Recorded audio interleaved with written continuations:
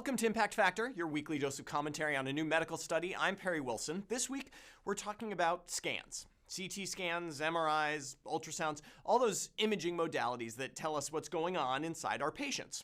According to a new study appearing in the Journal of the American Medical Association, those scans are on the rise. But whether that's a bad thing is a bit of an open question. We'll get there, but let's start with the study itself. Researchers from UCSF collated data from 7 U.S. healthcare systems and from Ontario, Canada, a unified health system, to determine how often various types of imaging studies were performed over time. The data was pretty stark. Across all sites, there's been, in general, an increase in the use of CT scan, MRI, and ultrasound from 2000 to 2016. These increases were seen across the U.S. and even in Canada, ye panacea of universal healthcare. Digging a bit deeper, there were a few interesting quirks in the data. The rate of CT scans in children actually decreased over time. I'm speculating here, but this may be due to increased awareness of the potential consequences of ionizing radiation exposure. Nuclear medicine scans decreased as well for reasons that I'll admit are not entirely clear to me, but I'm hopeful you all can enlighten me.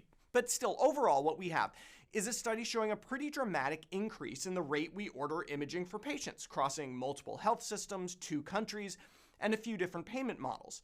This despite efforts like the Choosing Wisely campaign designed to curb utilization of procedures like this. And my reflex here is to shake my head and lament the state of a healthcare system where we no longer really think and just reflexively order imaging tests. But then I thought about Star Trek. Yeah, Star Trek. See, in Star Trek, 100% of the patients get advanced imaging. Sure, it's with a tricorder, but they get it as soon as they walk into sickbay, and Dr. Crusher never wrings her hands about the slow death of the physical exam. What's the harm of imaging? Well, basically there are 3 things. First, exposure to ionizing radiation, in the case of CT scans at least. Second, cost. And third, the discovery of incidental findings that lead to further workup and stress. These are real harms and things we should worry about, but we should also realize that these harms may also be changing over time. New CT protocols reduce radiation exposure. Costs are somewhat more contained under current payment models. We're likely still too defensive regarding incidentalomas, but the point is that as risks decrease, we'd expect utilization to increase. Why? Because imaging tests are useful. Not for everyone, and not always, but it's hard to deny that you don't get useful information from these tests. So the most successful way to avoid the radiation cost and anxiety of imaging exams, in my opinion, is to give doctors enough time to actually talk about the risks and benefits with their patients.